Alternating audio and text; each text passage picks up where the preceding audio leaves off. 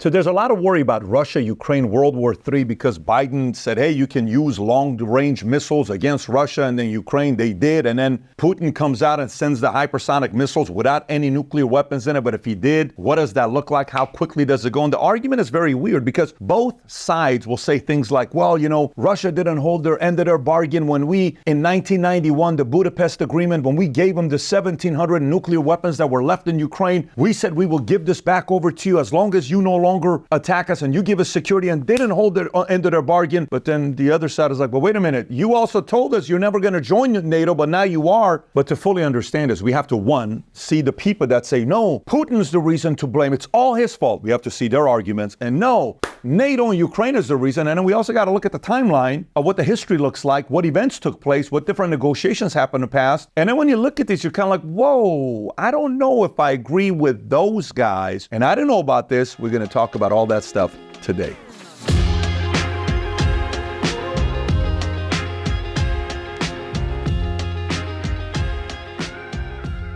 If you get value out of this video, give it a thumbs up and subscribe to the channel. Keep in mind, we're going to go through a timeline on what happened. Some of the stuff we'll talk about, you'll agree with, some of the stuff you won't. But again, that's the whole purpose of this commentary. We'll even look at the map of how Russia grew the last 300-400 years since 1600s and what they owned, what they lost, what happened. All of that stuff we'll go through it as well. But to go back through history, the most important thing to know is the fact that most of modern Ukraine was under Russia or Soviet control roughly 337 years from 1667 to 1991, and approximately 90.76% of modern Ukraine history was under Russian or Soviet control. We're talking 91%, give or take. However, on December 1st, 1991, over 90% of Ukrainians voted for independence in a nationwide referendum reflecting widespread domestic support. And keep in mind, this is the time where Ronald Reagan, you hear the stories about the fact that, hey, Russia, look at you. Everybody drives the same car. They live in the same apartment. There's no competition. Nothing's taking place. Here's what you need to be doing. And there was an NGO that Reagan was one of the founders, I think in 1983, called the National Endowment for Democracy, that was started in early 80s. And they're going on saying free speech, free market, civil society, rule of law. Gorbachev was watching saying maybe it's not a bad idea. And in 1990, Gorbachev accepted Germany's reunification and its continued membership in NATO under the explicit condition that NATO would not expand past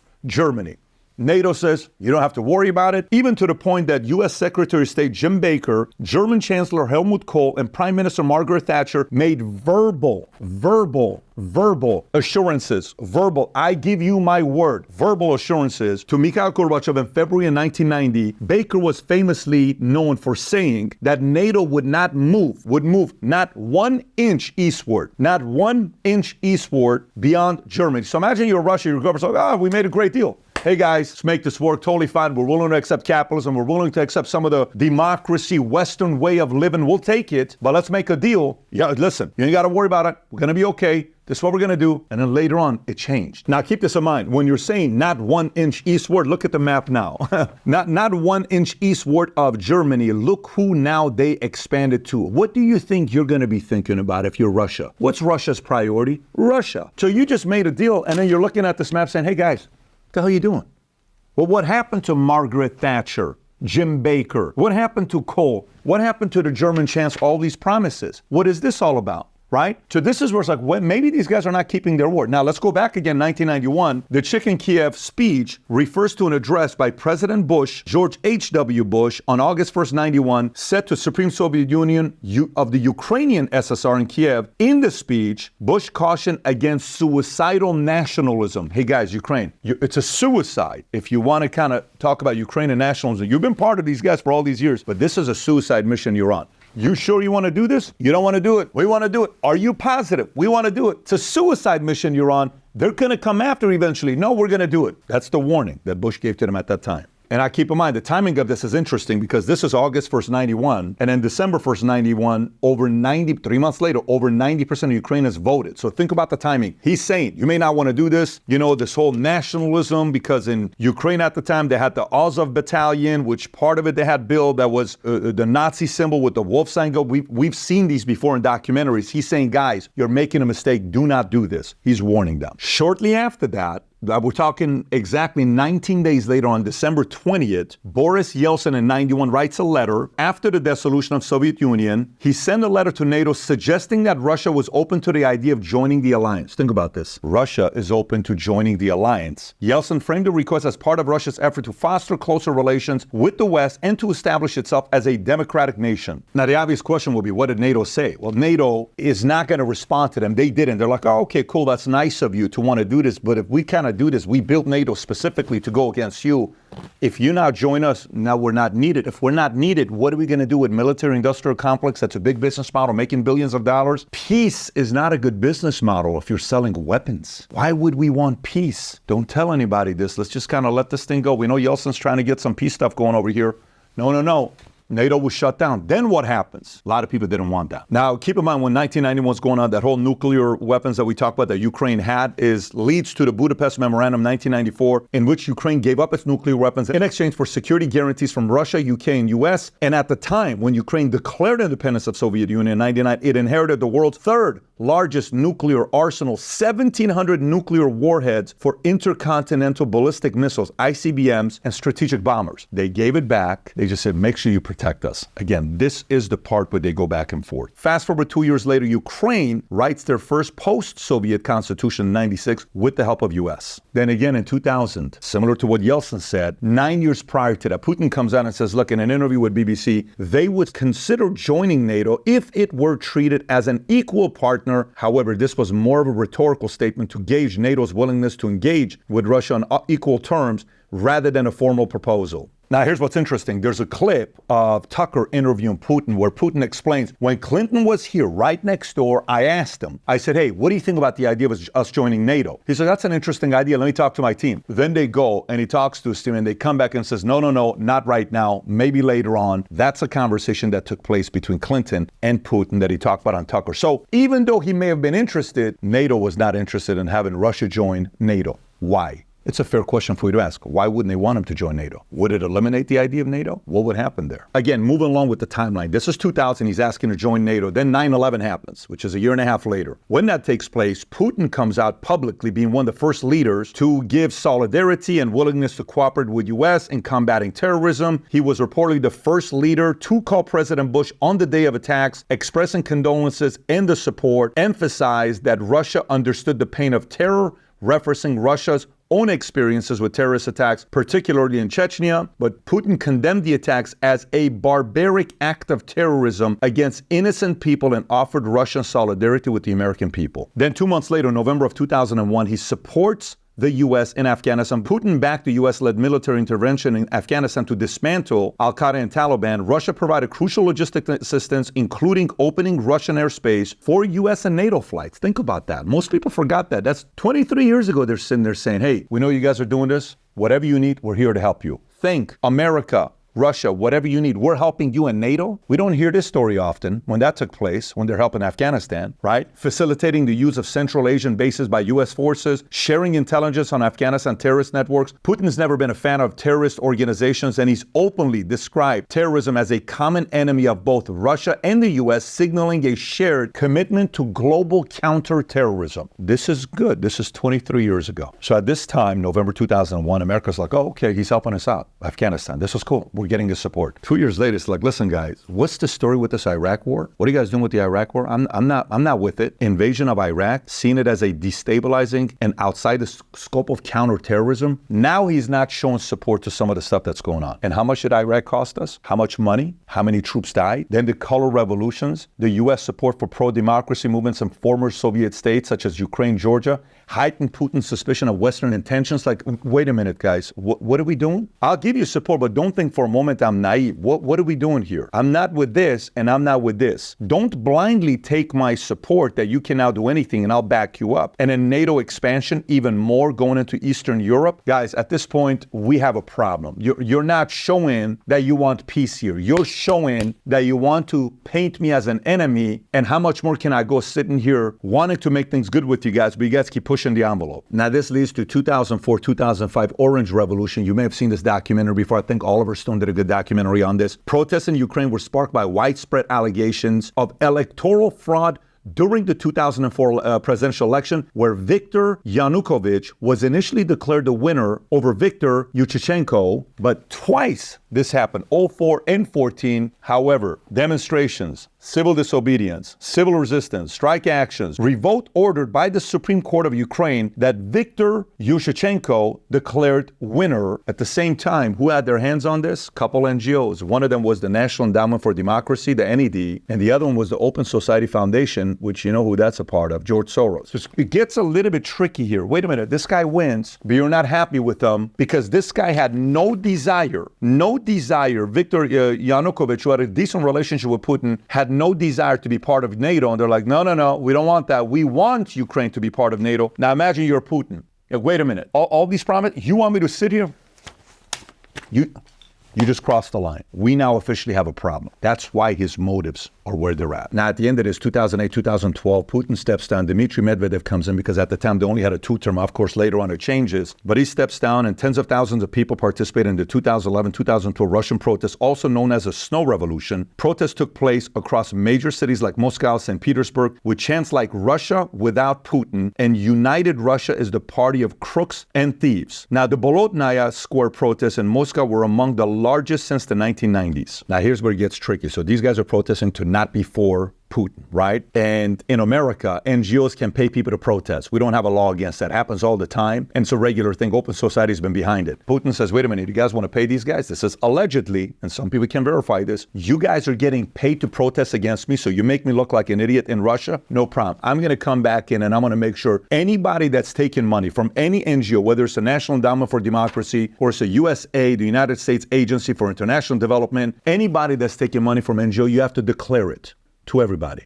You can't just go out there and take the money and fool the average Russian voter, not realizing what's really going on. By the way, you may or may not agree with whatever Putin's doing, but are you for NGOs paying people to be actors going outside, making a lot of ruckus, confusing the American people, and the media comes and says, oh, look, they're all against the president. They're all against the president. Look at all this stuff. Do you want to be manipulated? Do you want the American people to be manipulated? Because it happens in America all the time.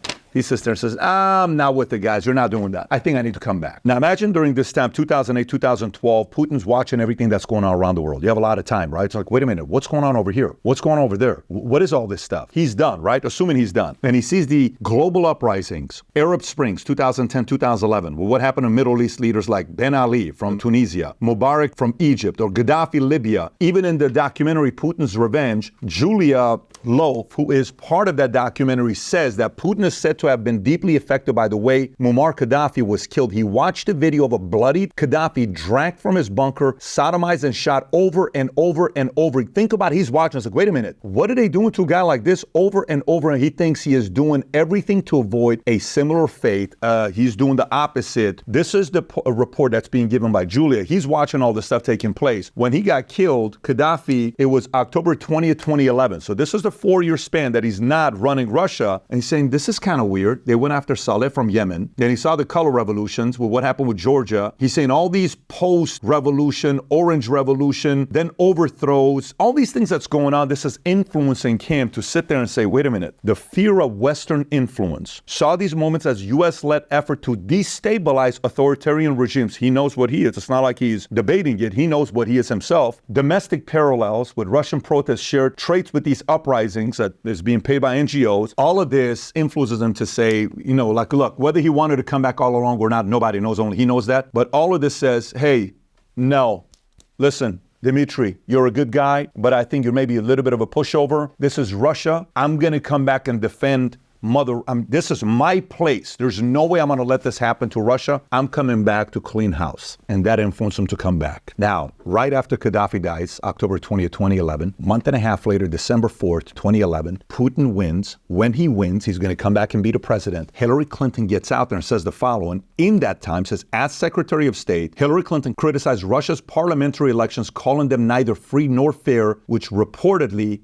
angered Putin. So he comes back and there's a few things he does immediately. Just number one, he cracked down on dissent, restricted NGOs, used anti-Western rhetoric to undermine opposition. Putin blamed protests on foreign interference, particularly from US, and accused Western-funded NGOs of inciting unrest. A law passed in 2012 requiring NGOs receiving foreign funding to register as foreign agents. Think about it. You're getting money from an NGO. You have to come out and say, hey guys, I'm a foreign agent. If you didn't, you're breaking the law. Something very weird that you need to know about. February of 2008, the current CIA director under Biden, William J. Burns, at the time was a U.S. ambassador to Russia, authored a confidential cable titled Niet means Niet, Russia's NATO enlargement red lines. In this document, the current CIA director, former ambassador to Russia, he conveyed Russia's strong opposition to NATO's eastward expansion, particularly regarding Ukraine and Georgia. He highlighted that Russia's officials viewed such enlargement as a potential military threat and a violation of their security interests. Burns warned that pursuing NATO membership for Ukraine could lead to an internal divisions, violence, or even civil war, potentially compelling Russia to intervene. This is February of 2008. Right now we're what? November of 2024. 16 years ago, current CIA director, former ambassador of Russia, saying, guys, what are we doing? What are we doing? 16 years ago, this guy knew what was going to take place. And he's given a warning to U.S. And they're like, I don't know about that. I don't know about that. And by the way, you know who was president in 2008? Obama. 1 month after inauguration, saying, don't mess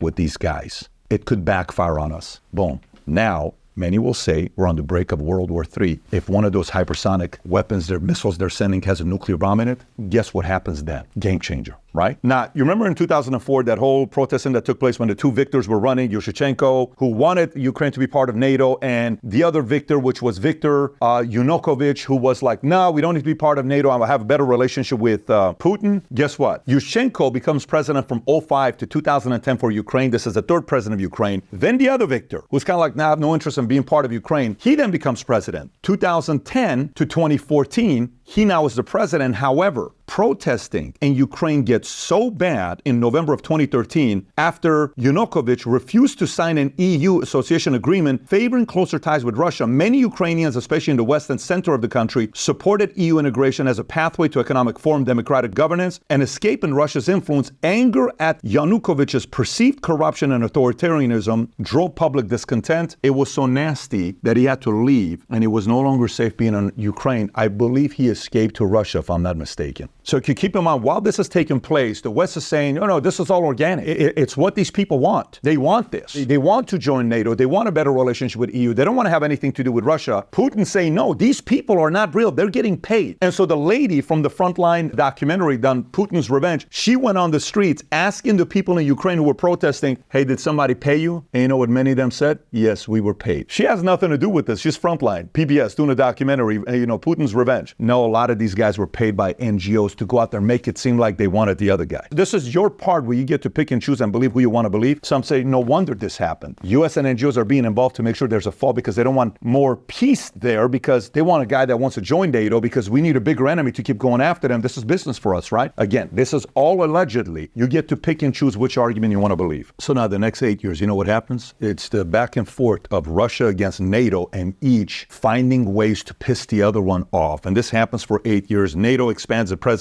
in Eastern Europe, which is Poland, Estonia, Latvia. Military exercises. NATO's doing these large-scale military exercises, such as Defender Europe or Trident Juncture. At the same time, Russia's responding and doing its own military exercises. The Zapad exercises, showing them the fact that, hey, we're ready for simulating large-scale conflict with NATO forces. Then there's allegations of cyber attacks from Russia to NATO members such as Ukraine and others, like the NotPetya attack of 2017, and then disinformation campaigns from both sides. Meanwhile, Ukraine growing NATO aspirations, declared NATO membership as a strategic goal in 2019. Again, can you imagine? It's like, wait a minute, what are you guys doing here, right? Enshrining it in its constitution. NATO provided increased financial and military assistance to Ukraine. Russia viewed NATO's growing relationship with Ukraine as a direct threat to its security, citing NATO's 2008 Bucharest summit declaration that Ukraine and Georgia would eventually join the alliance. This keeps going back and forth, and it's getting more and more heated. Again, this leads to 2021, the military buildup near Ukraine. Russia amassed over 100,000 troops near Ukraine border in late 2021, citing security concerns, opposing NATO's continued expansion. NATO and Western leaders accused Russia of preparing for an invasion. Then this comes to December of 2021, Russia makes its demands that a guarantee Ukraine would never join NATO and removal of NATO military infrastructure from Eastern Europe. NATO rejects those demands, affirming Ukraine's right to determine its alliance. They're now backtracking on their promises that they had. And a couple months after that request, guess what happens?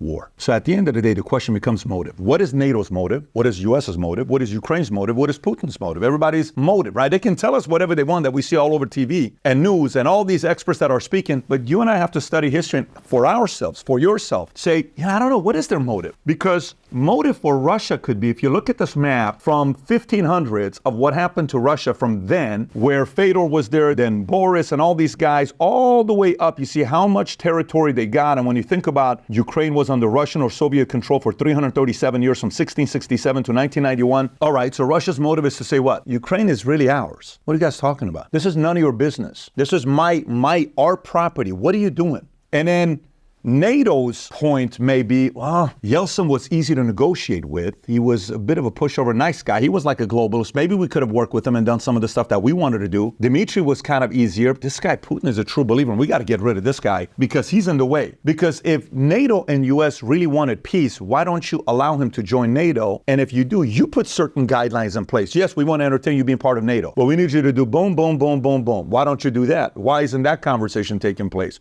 Why? Is it because the people that are given the money are tied to maybe some of these military industrial complex companies that are like, wait a minute, guys, we need a little bit of war? Are they trying to push Russia to get strong with BRICS? Is that a good thing for the world? I don't know. But the most important thing we have to study is motive. Last night, my dad and I are sitting there. We're talking about different countries that have been destroyed because of war. And he says, how do they rebuild these countries? How do they do it? I said, major banks come in, like a Chase, like a BlackRock. Hey, $400 billion, we'll rebuild your country at such and such. And if the country doesn't pay the money back, what do you think is the collateral? Your natural resources. The banks are going to get their money. Like imagine if you say, hey, I need $500,000. You go to Joey, I'll give you $500,000. Based on what? Back it up based on $1 million equity you have in your property. If you don't return $500,000 to me within a year, I own your land. Collateral, right? So these big banks are going to come in and say, oh, let's rebuild Ukraine, $400 billion.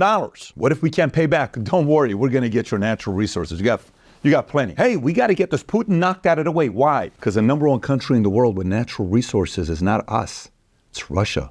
$75 trillion. And there's a man in the way. You know what his name is? Putin. That guy's got to get out the way so we can go in Russia and do business. It's a lot of money. The more you and I know motives, the more we can understand why every one of these guys are presenting their argument the way they are. And then you will be responsible on whose motives you believe and whose motives you don't. But at the end of the day, history will tell us whose position was right and whose wasn't. Sometimes we have to wait a year or two and sometimes decades to find out if you were right or others were right. That takes a while until we find that out. If you got value out of this video, give it a thumbs up and subscribe to the channel. And if you want to find out more about the history of NATO, if you've never seen it, like what they've done, click here to watch the video. I think you're going to like the video.